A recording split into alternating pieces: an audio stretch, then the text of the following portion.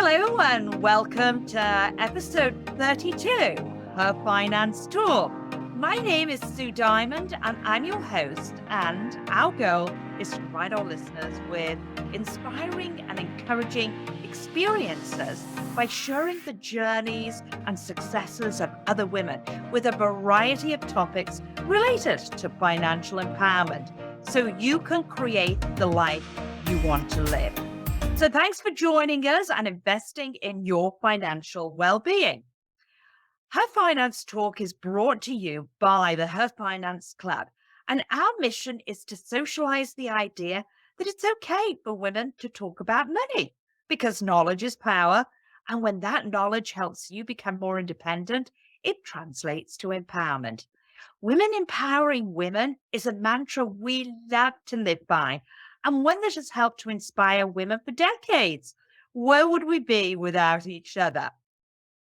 So, my question to our listeners today is, do you feel like you're stuck in a rut? Are you working in a job that doesn't fulfill your passions or utilize your full potential? Do you want to achieve financial freedom without sacrificing the ability to pursue what makes you happy? As we celebrate Women's History Month, now is the perfect time to recognize our potential and make changes that create a better future for ourselves. And one of the best steps to break the mold and pursue your passion is by creating streams of passive income. So let's inspire one another by listening and learning from our guests today. Carolyn B. McCollum joins me to tell us about how she enjoyed simultaneous careers as an attorney, a flight attendant, and skincare and glamour consultant, and talk a little bit about passive income. So, Carolyn is a native of Cleveland, Ohio, and has resided in Washington, D.C. since 1982. Carolyn's built a thriving part-time business as a skincare consultant while she worked as a flight attendant and an attorney for over 35 years. She was a sales director for 8 years and earned the use of 2 career cars during that time. And at the moment, Carolyn is working to return to sales director since retiring from her flight attendant career. Welcome, Caroline. Thank you so much, Susan. It's a pleasure to be here. Well, I mean, I certainly didn't do you justice in terms of the intro here, and just thinking about juggling 3 jobs makes me think, oh my goodness. So I would love if you could open up our conversation and expand more on your story about who you are and how you came to have 3 careers. Well, I have to say I'm a blessed young lady. I had 2 wonderful parents. My dad was a research physicist for NASA. And so when I was 7 years old, I wanted to be an astronaut. He actually worked at it was called then the Lewis Research Center in Cleveland. It's now the John Glenn Research Center, but he worked on the manned space flight before the shuttle. And as I said, at 7, I wanted to be an astronaut. He then went to law school and he became the nuclear licensing coordinator there. So he had to know the law and the physics. And I said, oh, now being a lawyer is something that I could do. So I actually did follow that passion. I was a lifeguard and water safety instructor in high school and college. And those were, to me, the best summer jobs you could have had. I was sitting at a pool outside and getting paid for it. But I went to college. Actually, I finished my degree, my 4-year degree in 3 years so that my twin and I would not graduate on the same day in different states. My twin Carol was at Hampton in Virginia and I was at Elmhurst in Illinois. So I graduated a year early, did my 4 years and 3. And then I went to Boston University Law School where I was pursuing my law degree. And the spring of my first year, there was an advertisement in the school paper that TWA, Trans World Airlines, was hiring flight attendants for the summer. And I didn't believe it. So I went to the interview because I'm one of these people who is always excited about an adventure and willing to check things out. So I went to the interview and I got hired. I found out that they were hiring, they said, we're hiring 500 flight attendants for the summer, but we know that we're going to lay off 3/4 of you by the fall. But if you're in school, if you're in college, this can be a summer job for you and we'll lay you off, but we'll offer you your job back next spring. So that worked out for me. I went back and finished my second year in law school. I went and flew another summer.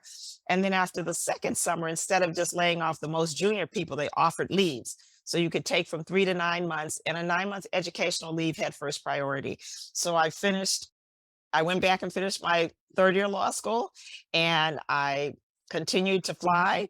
And then I took the Ohio bar and worked for my dad for 5 years. But I went to law school wanting to be a government attorney. I actually aspired to be a U.S. attorney, which is working in the Justice Department. But when I graduated, I figured out that my father was probably the only employer that was going to let me practice law while still being a flight attendant. And I was like, that's okay. I can do that. And I had wonderful mentors in Cleveland. There was a group of Black women lawyers who, out of that group, we got a congresswoman, lots of judges, several people who were very active, and they were just very supportive and great mentors. So I was very comfortable, but I did 5 years in Cleveland, and I realized that if I was going to go to DC, I better get out of there then, because I could get very comfortable right there. So I came to Washington. I went to work for a federal government agency, and during that time, I continued to fly. My goal had been originally to fly for 5 years after I came out of law school and then take 6 months on and 6 months off. And right when I was ready to do that, they changed the leave program. So you had to take an indefinite leave or only 3 months. So I took the indefinite leave thinking it would only be 6 months. It ended up being 18. But during that time, I moved to DC. I actually went to Italy for a while, because as a flight attendant, if you spoke a language of destination at TWA, that could move up your seniority. And I had a good knowledge of French and a tiny bit of Spanish, but Italian was what was really needed. So I went to Italy for 3 weeks and studied Italian. And I came back thinking I was going to get recalled that summer, and I didn't get recalled for another year. But in the meantime, I was working in DC and I enjoyed it. I was a clerk for 2 administrative law judges at the federal agency I was at, the National Labor Relations Board. And then at the end of that 2 years, I wanted to stay at the board, but we weren't able to do that, the 6 or 7 of us that were clerks. So I went to a nonprofit, the Epilepsy Foundation of America, and it was kind of, again, a created position. My boss there was taking an extended maternity leave. So I was hired there. And that was very enjoyable. But 2 years later, when her kid was old enough, she came back. And so the job they created, they basically disbanded. I went back to the same agency, actually, but in a different capacity. So there I was working for the Division of Advice, which was the research arm of the General Counsel. And what we did was all the interesting cases, the complex and novel cases, the cases of nationwide significance, and cases where the law was not settled. So it was brought to us so that we could decide whether or not it should get in front of the judges, and make a decision. So I just loved it. I was there for 19 years, actually just over 19 years, not quite 20. And in the meantime, I had been introduced to Mary Kay when I was in flight attendant training, and it was wonderful products. I just used the products for like 7 years. And then when I moved to DC, I met some women who were doing this full time, that were driving the pink Cadillac. And the national sales director at the time, she was the first African-American national sales director in Mary Kay, Ruel Cone. And all 3 of her children were students at Howard University, which is in Washington, DC. So eventually all 3 of her children became doctors. And so, of course, this was a very interesting to see that this was something that you could, really make a living on. But I continued because I was invited, to move up to the next level early. But I was like, I'm good. I'm doing these other 2 careers, and they really take a lot of time. But I continued to just do part-time. And then I was invited later in the early in 1999 really to become a director. And I said, well, let me pray about it and then let's see what could be done. And I decided that if I could do this, if I could become a director and basically have almost full-time income while I still had those other two jobs, then I could certainly build that business in a way, in a manner that became, another stream of income, but not really working that hard. It was having a lot of fun and being around some very, very positive women. So that's what I did. So I was a director from 2000 to 2008. I had two offsprings, and all three of us were driving our cars, which is the high level to actually have a car, have the use of a car that the company paid for the lease and 80% of our insurance. And then I stepped down from being a director because my dad, his health was deteriorating. And in this company, of course, we say our motto is God first, family second, and career third. And that was one of the things that also really I knew I was in the right place because those were my priorities as well. And that we do business by the golden rule. So I was like, oh, this works for me. So I stepped back from being a director, but I never stopped, having servicing my clients. And then I had the opportunity to take an early out from the federal government in 2004, which I did.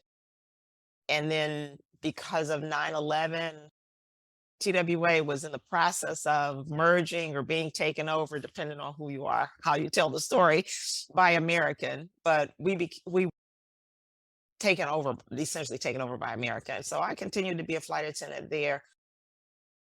But after 9/11, there were a lot of cutbacks. And so our group was furloughed for almost 7 years. We were not flying. But during that time, I continued to up my sales and skincare consultant business.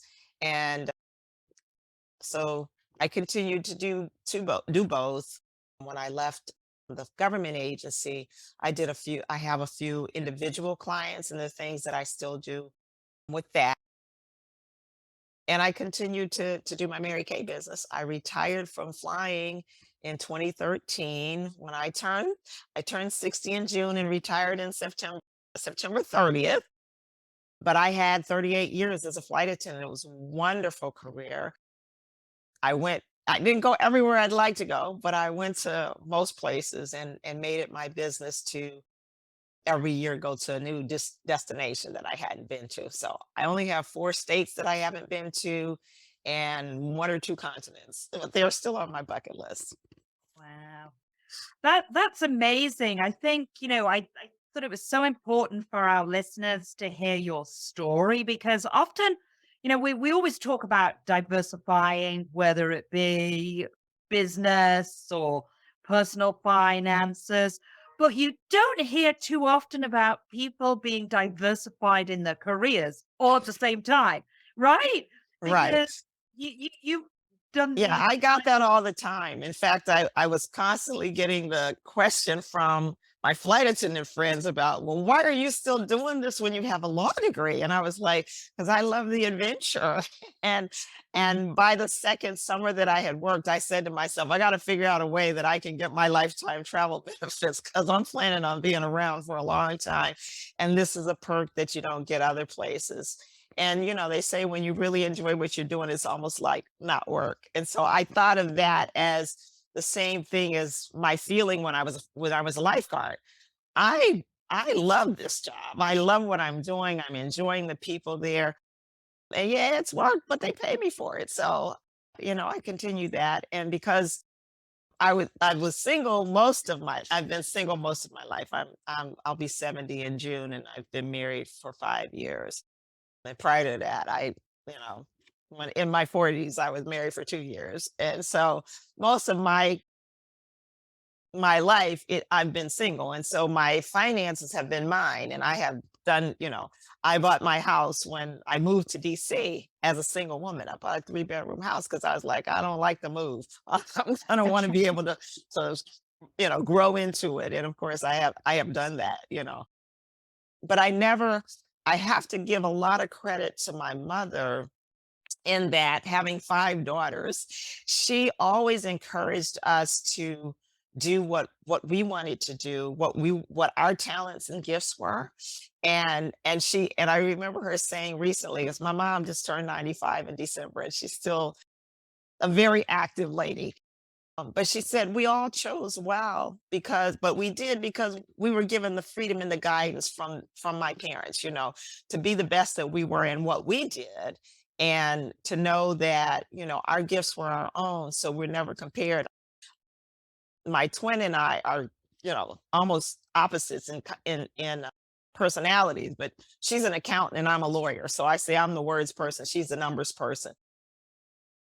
But it was having the the freedom to choose, to understand that, while I had a law degree and I loved that job, it did not restrict me from doing something else. And then, of course, because I wanted to be an astronaut when I was 7, being a flight attendant was as close as I was going to get right now. So that was helpful. And again, I just loved it.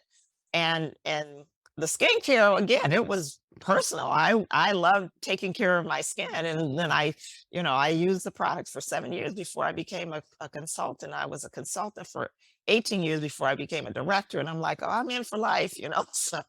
So now my challenge is that,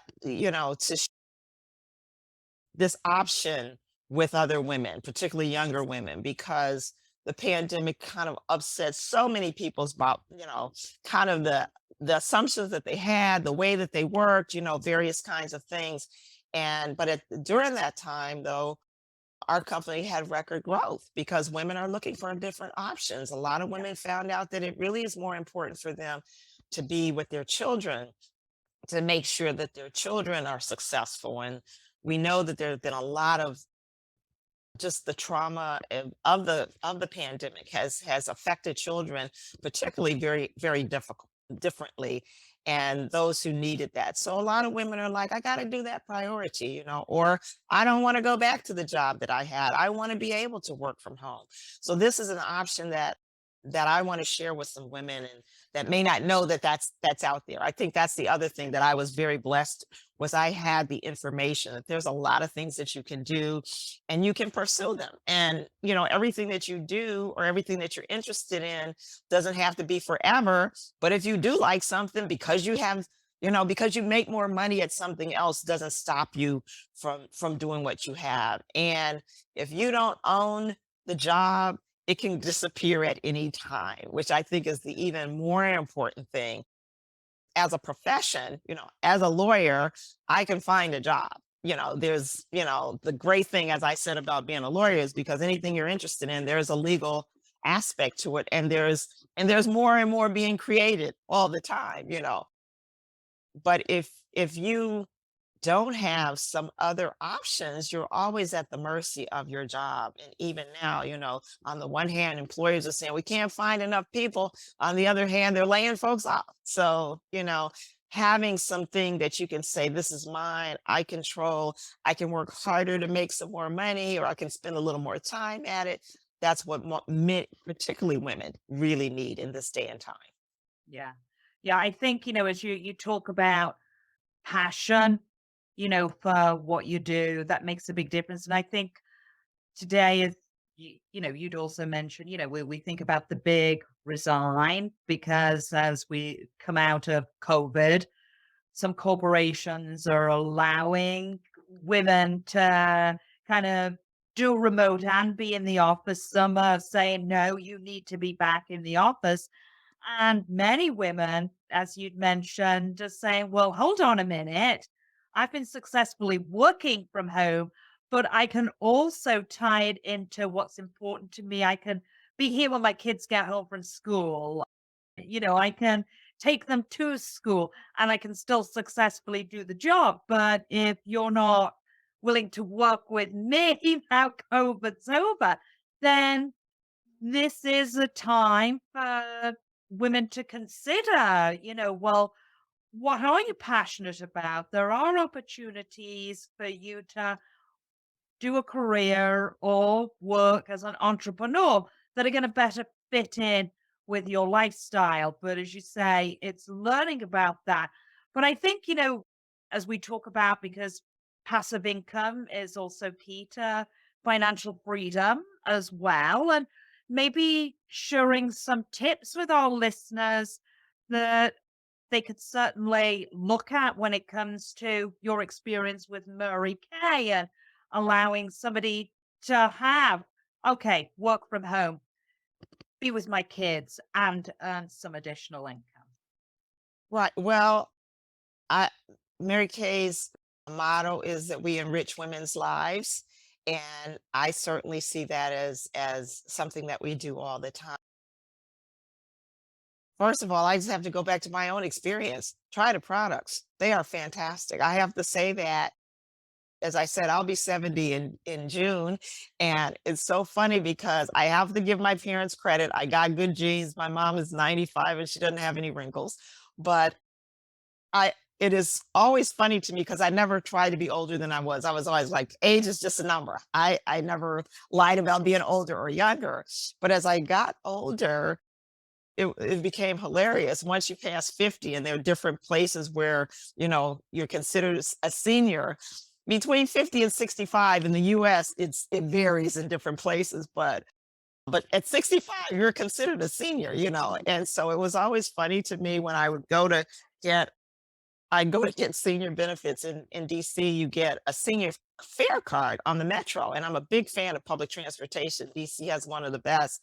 And I was in line, and I was like four people back in the line, and the guy that was waiting on people was waving to me. And he says, "Lady, you're in the wrong line. This is the line for seniors." And so I just laughed, and I was like, "Well, yeah, I guess it's showing. My skin does not tell you how old I really am." But the products are excellent. And like I said, I was a customer for 7 years before I became a consultant. And it was really just because someone said to me, "What have you heard of Ruel Cole? Well, she's going to be in town." And I went to the guest event, and these women were having so much fun. They all looked great. They were kind to each other and just very supportive. And I was like, "Yeah, I like this. This is like, a, a group of women that you'd always want to be with." And then I just looked at originally was, well, I can become a consultant. If I don't do anything else, I can get my own products for a discount. And that was and then of course, once you're involved and you share it with people, they're like, "Yeah, I like this stuff." So I have customers among them being my sisters that have been customers of mine for 40 years. But the options are there. It can be a small business. It can be just a stream of income. I've talked to people who have good jobs and they're like, "I'm not trying to leave this job till I can retire." And I understand that when you're in mid-career and you're like, "I've put more than half the time to retirement, I'm going to stay here." But to say, okay, well, have an unstressful job, have something else that this is your fun time, and or that this money is going to be what you put aside for your kids' college, or if you've got to put them in private schools, or if you have to put them in a different, out of public schools, whatever, you can say this is the money that's going to that. And a lot of states in the US also have it where you can start putting money aside for college, and it's tax free or something like that. But just the idea that now I have money that is not obligated. I've got my bills paid by the regular job that I have, but I can have this, as one top director used to say, "This was my fun money, but I was making a lot of good fun money." So that's available for people. And then for those who decide that they want to go the career path, it's out there. It says how you do what you need to do. And there are women in this business who've gone to the director level within a year of coming into the business, and they're getting all the perks of that. And there's several top directors that are in their 30s who, they came out of college and started doing this. And so I'm looking at that as also a group of women who need to know, because a lot of women now that are in business, they're in college for business or whatever, they're still have a fuzzy idea. They want to work for themselves. They want to be their own bosses, but they're not real sure about where those opportunities are. And this is certainly a great opportunity. It sounds wonderful. And I just have to tell our listeners for the podcast that Carolyn looks fantastic. You would never guess she was 70. But unfortunately, our time is coming to a near. It always goes too fast. I could talk to you all day, actually. But do you have an offer that you would like to make to our listeners? Yes, I would love for any of your listeners to contact me. They can go to my website, www.maryk.com/CMCCOLLUM. And you can contact me and I we can I can give you the profile of the products that you would need. And if you decide to purchase, you get the travel set for there are 3 sets that have a travel set. If you get any of those, you can get that travel set for. Also, I have a Facebook page called Skincare, Cash, and Confidence for your next level. And for those who are wanting to move up in their careers, a lot of people that are mid-career or in support, but maybe want to go to a higher level, but they need help in figuring out, you know, what is appropriate, how they should look. I do a little more extensive counseling with that. You can go to Skincare, Cash, and Confidence and go through the whole steps. I will then, contact you and we can personalize what you need to do. So either of those would be great. Okay. And of course, I'll be sharing your contact information in the show notes as well. So our listeners can access you that way. Well, thank you, Carolyn, for sharing your story. I mean, My it's an pleasure. amazing story. And it's been such a pleasure to have you here with us today. And Thank again, you.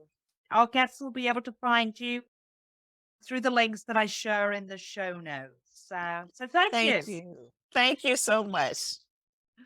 So let me close today with reminding everybody, it is Women's History Month. And, we can do a couple of things to celebrate, right? And one of the important things I always like to point out is be aware of issues women still face today. So although as women, we've made progress, there are still those areas where we face obstacles because of our gender. And what I mean by that is we earn less. So of course, passive income or is another opportunity to earn more money.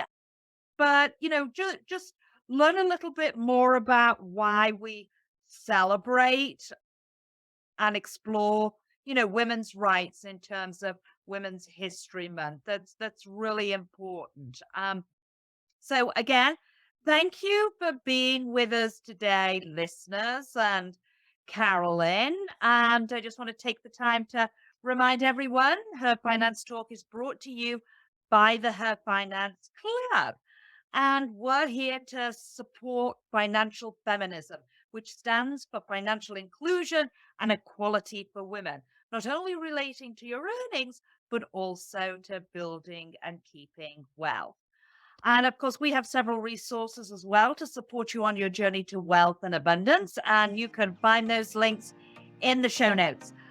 Don't forget to subscribe, and we love to get your feedback. So you can get your personal finance question answered or share a win with the community by leaving us a voicemail. And you too might be featured on Her Finance Talk.